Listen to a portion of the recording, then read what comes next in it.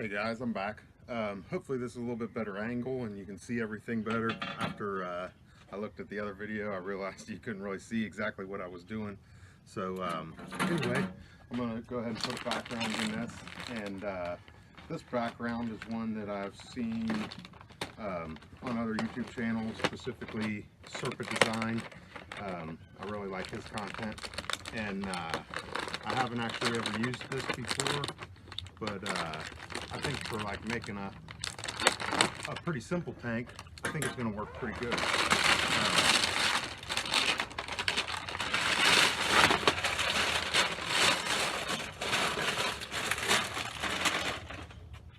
I got this stuff off of the internet. It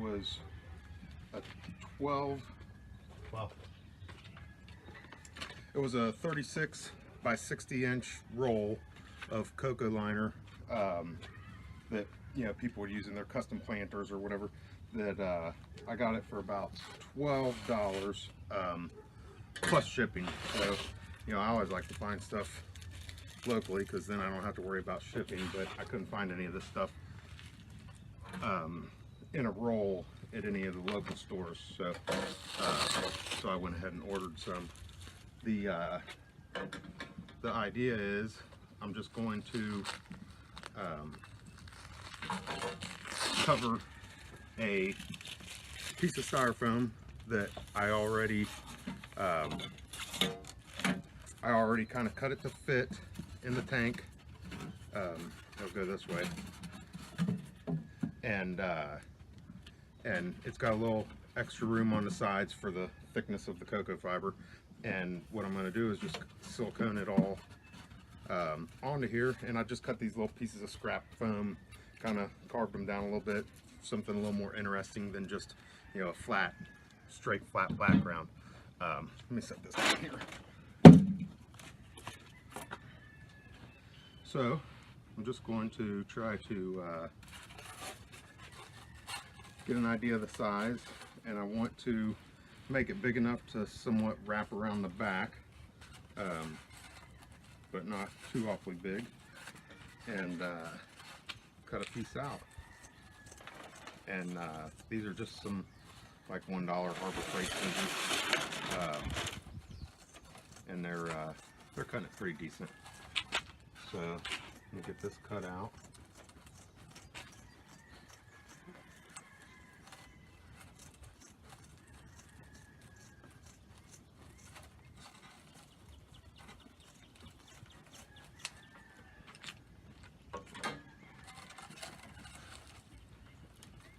Get this out of the way.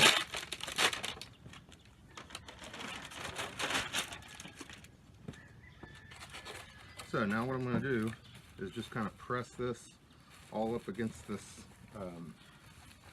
styrofoam, and then make sure it looks like everything's going to fit, and hold down. And then I'm going to take some regular GE1 is what I always use, and let me I'm gonna kind of just beat this flat foam up a little bit so it's got a little bit more surface for the silicone to grab, and then put a pretty generous amount of silicone on here.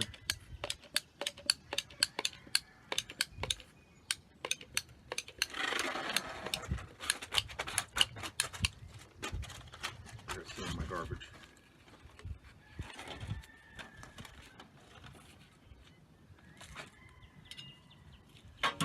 And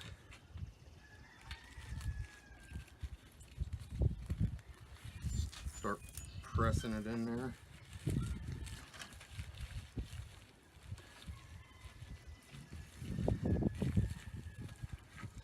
And I don't imagine that this is going to take the shape of my pieces of foam perfectly, but if it just gives some little bumps and textures that wouldn't be on a flat piece of foam. So I'm going to finish trying to stick that down, and then we'll put some weights on it to let it cure.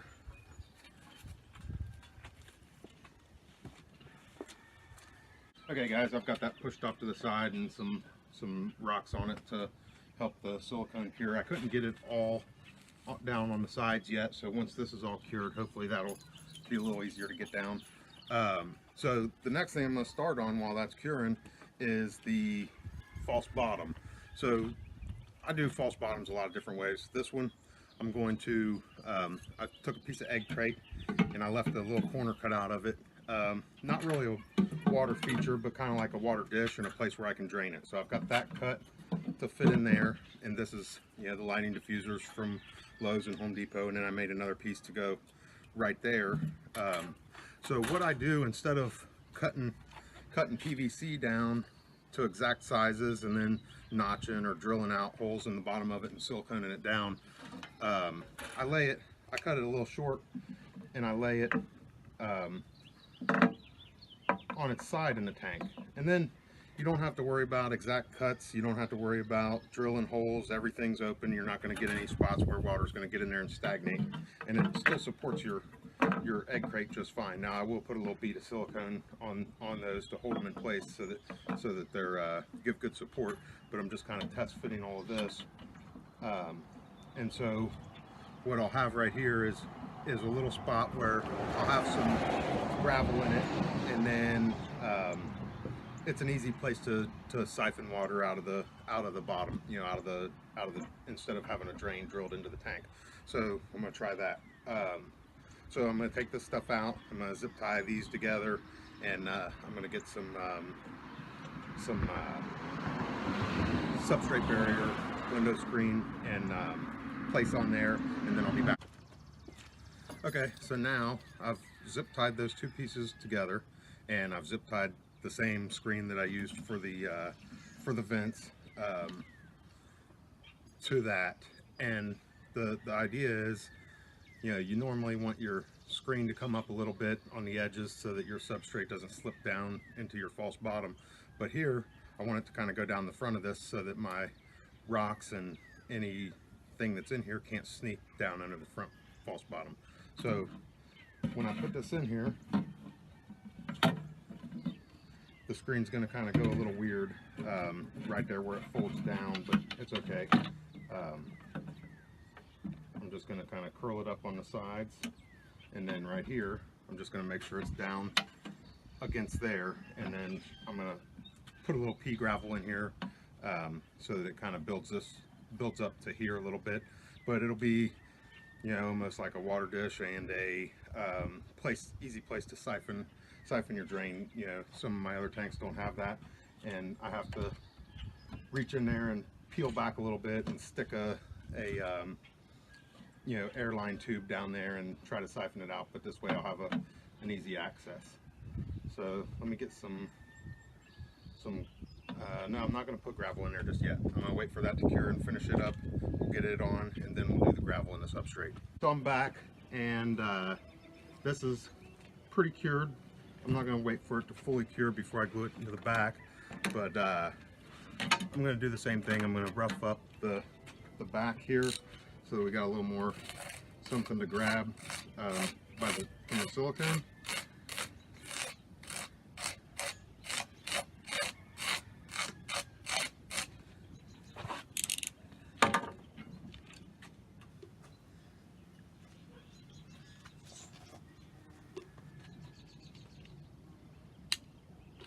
And I'm going to put it on pretty generous. Now, when I folded these, this cocoa fiber mat was a little more involved to put on than just, you know, siliconing it on there.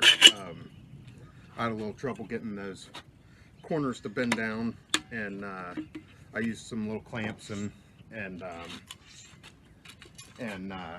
clamped them down while the silicone cured. But it's on there pretty good now, and then, you know, once we get this back in there and give it time to fully cure, while the back cures, this should be okay.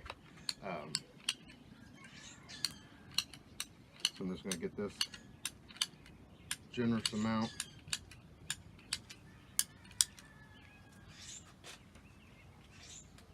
Make sure I get all the way to the edges.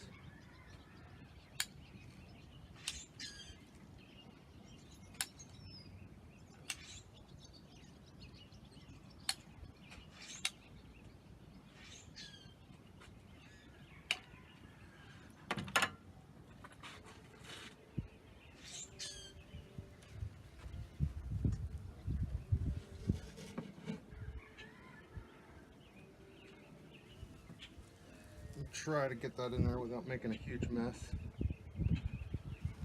but it's nice and tight. Tighter than I thought it was going to be, but there we go. So that's all the way in there. I don't even think that we're going to have to put any weights on it because it's pretty tight. So the next thing I'm going to do,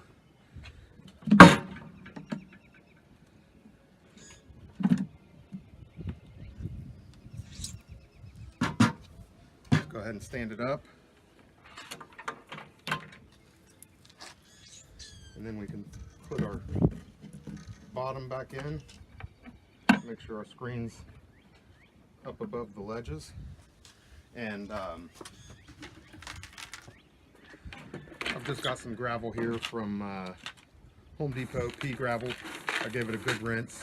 I want to fill in this bottom area, not completely, but enough so that the drainage from the tank will you know, pool there and create a little water area. I may have to put a little more gravel in once the substrate goes in, but I'm also going to just put just a little bit of gravel around on the screen to kind of get it pushed all the way up against the sides.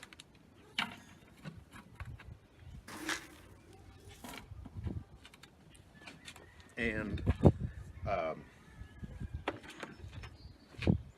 then I think we can go ahead and put a little substrate in. I'm not going to plant this just yet, but we can get some substrate.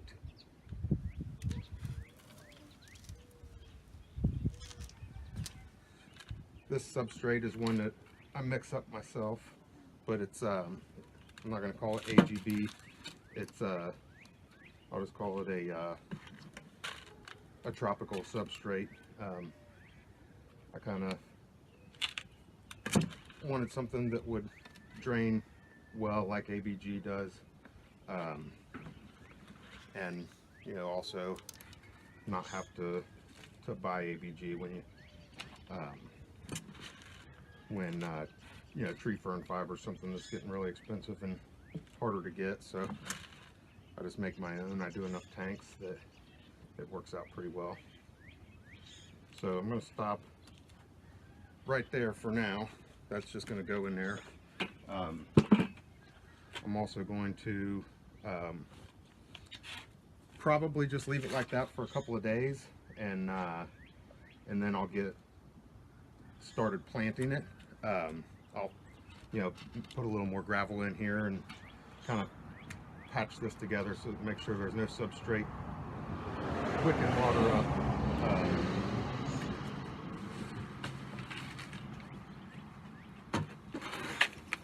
From the drainage layer.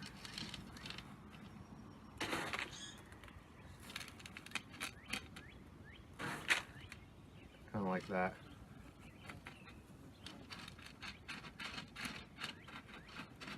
And that'll be our little pooling area. And I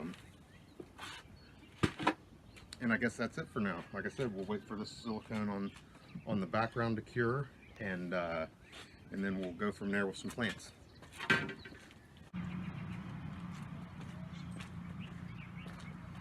Alright guys, I'm back. The silicone is fairly cured. I didn't give it a full 24 hours, but it's been several hours. I'm going to go ahead and get some plant cuttings in here and hardscape so that you know, I can give this tank a couple of weeks before I move anything into it. And my plans right now, like I was talking about in the previous video, I have several of these tanks with either some geckos or baby frogs, and some of them are starting to fall apart. So one of them that has two baby leucomelis, the top is starting to fall apart. So once this gets kind of established, then I'll move them into here and I'll redo that tank the same way I did this one. I'm going to start out with this piece of wood and see if I can get it to fit in there.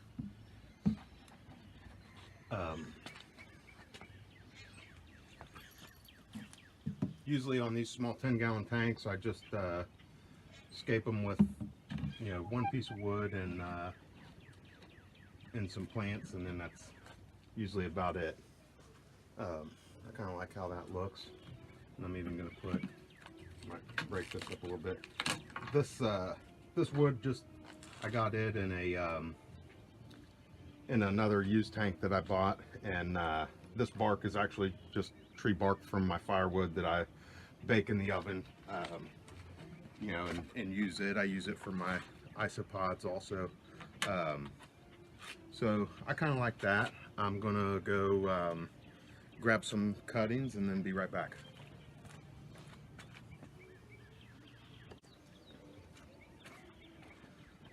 Okay, the first thing, I've got these two bromeliads. I'm not sure the exact type or species, but I want to put them in there. They were in another tank and they were a little crowded and not doing very well. I may have to cut these stems down, but let's see what we can come up with.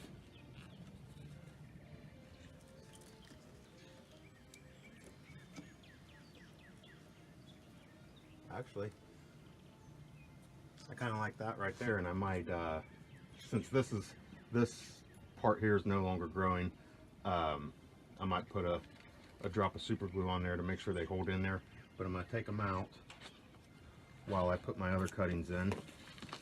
And some of these, I don't know what they're called. This, I actually have the name of this written down somewhere. I just took this cutting from a tank inside. And then this, I believe, is a type of a dwarf African violet. I took it from inside also. We're just gonna start putting these two in here somewhere. This one gets pretty tall, so I'm gonna put it towards the back here.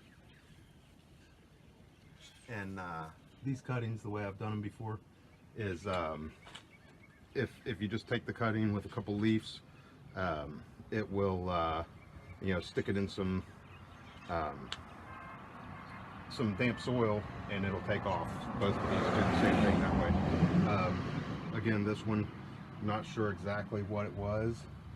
I think it's probably gonna overgrow this tank, but that's okay.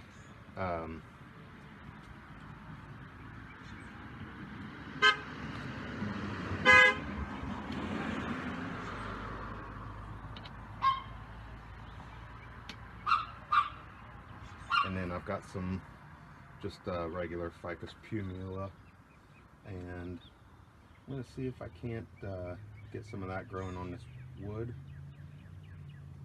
and some of it growing on the background.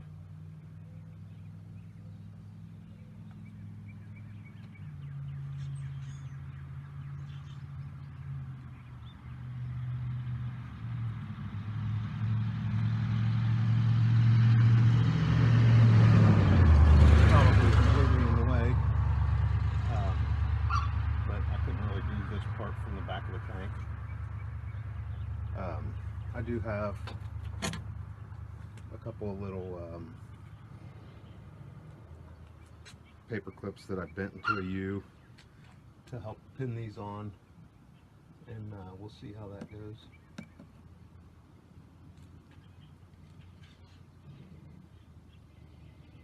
Just to kind of hold them close to that background while they get some roots going.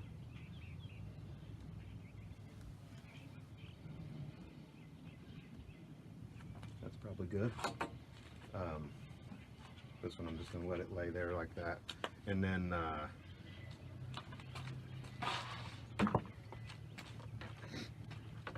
we'll put our bromeliads back in there.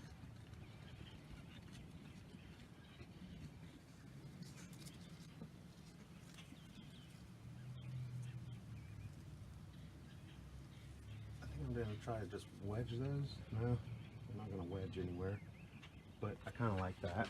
I'm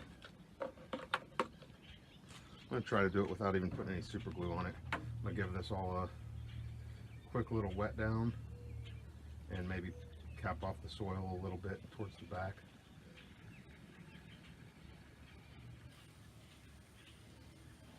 And this is just dechlorinated water.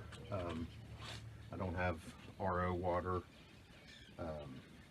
but really the only problems I have with the dechlorinated tap water is, you know, eventually you'll start getting some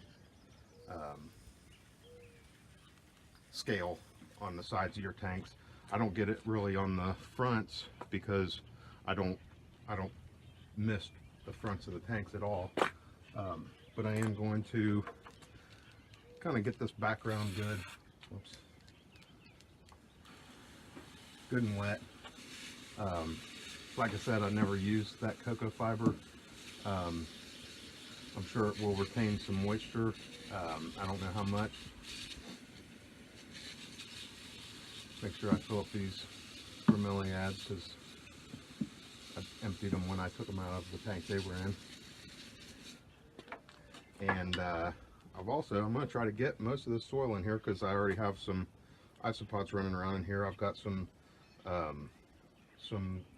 dwarf purples, and then I've got some just regular peacecaper. I like those because the adults get way too big for the frogs to eat, and then they keep making babies. But let me see if I can fit all of this in here.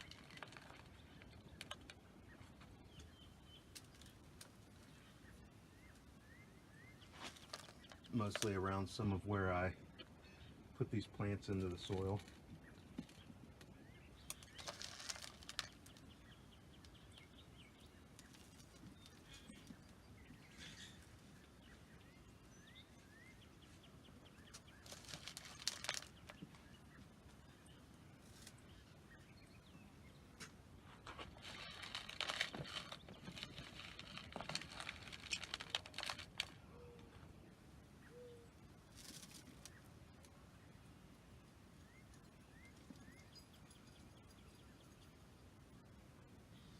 Kind of hill it up towards the back corners there, and just got a little bit more.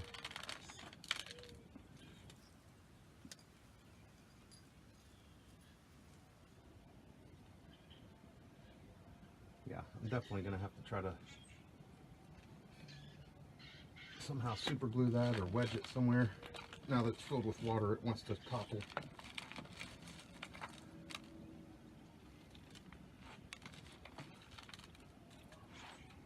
But there we go, and over the course of the next week or two, as I water this, the drainage layer will fill up, and not fill up, but enough to where there's a little bit of water around that little front area. Rinse all the dirt off the background, or off the sides, off the leaves.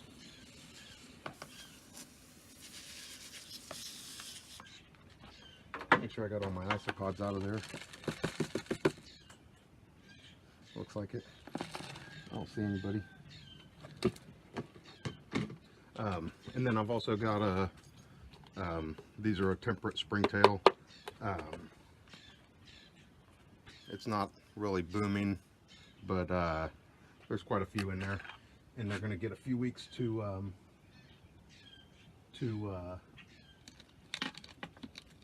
cultivate and establish themselves in the tank.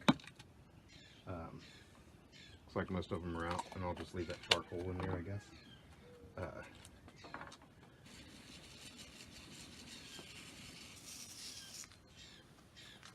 And then I also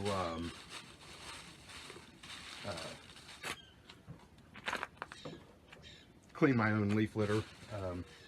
A lot of this is some sort of species of magnolia with a little bit smaller leaf. They're not quite as rigid as the southern magnolia that is really popular, but they still work, and since I'm getting my own, I just replace them when they look like they need replaced. And I just kind of toss them around and try to knock them off the main part of the plants that are in there. I've never done one like this with this little bit of water feature in here, so I'm not sure how that's going to work. I want to try to keep them from all falling down in there. Get this, get that guy back up there. And for right now, it's a decent amount of leaf. Maybe throw some underneath this guy.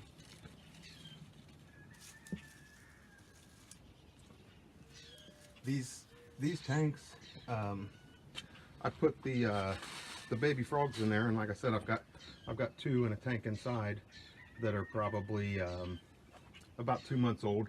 They went into a tank like this. Actually, typically I've put them into a tank like this when they were about a month. I have a smaller tank that I put them in for about the first month after they come out of the water, and then I put them in a tank like this. But these guys actually morphed out of the water in the tank that they're in, and they've been in it and doing fine ever since. And I think that they're probably big enough that they could handle a move into another tank and be okay with it. So they'll get this tank, and then we'll redo their tank and either put them back in it or have it ready for some other frogs or lizards. But I still haven't gotten my glass door, but this door will still suffice to hold the humidity in while I'm still waiting on my glass. And that's about it for this tank. You know, and like I said, thanks for watching, and I'll probably put part of my next project up too.